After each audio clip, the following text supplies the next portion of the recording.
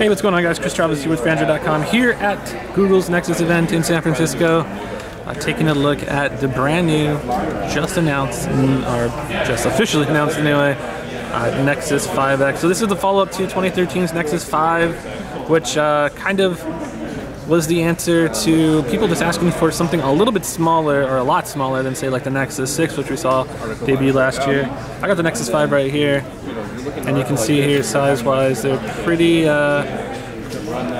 similar. It's a little bit bigger there on the top, but pretty much updates the specs everywhere you would kind of want for the Nexus 5. So Nexus 5 it's aged all right, but there are some definite shortcomings. Battery life, for one.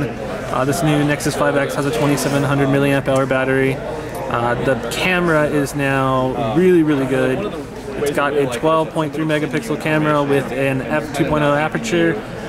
The microns, I guess, the size of the pixels are what really counts, because it's supposed to help a lot with low light shooting. The rest of the specs are kind of what you would see for, like, I guess, a mid-range device. It's got 2 gigabytes of RAM, Snapdragon 808 processor, and only 16 or 32 gigabyte storage capacity. So those are your kind of options there. The camera itself seems to be pretty cool. I mean, it launches really quick, snaps a photo pretty fast, and quality-wise, so finish doing its thing. Seems to be leaps and bounds better than what we saw on last year's, or 2013's Nexus 5.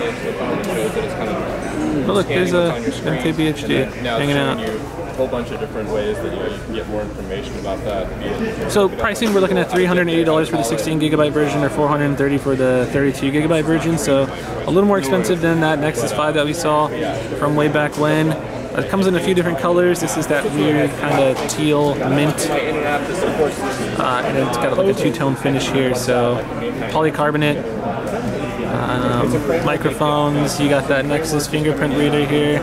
Haven't been able to test it out to see how fast it is, but it seems to be doing pretty well on stage. There's the Msp Type-C Connector, which allows you to plug your USB cable in any which way. So that's just a real quick look at the Nexus 5X. I'm going to get my hands on the Nexus 6P and see how that baby does. With Phandroid.com, I'm Chris Travis. Thanks for watching, and we'll see you next time.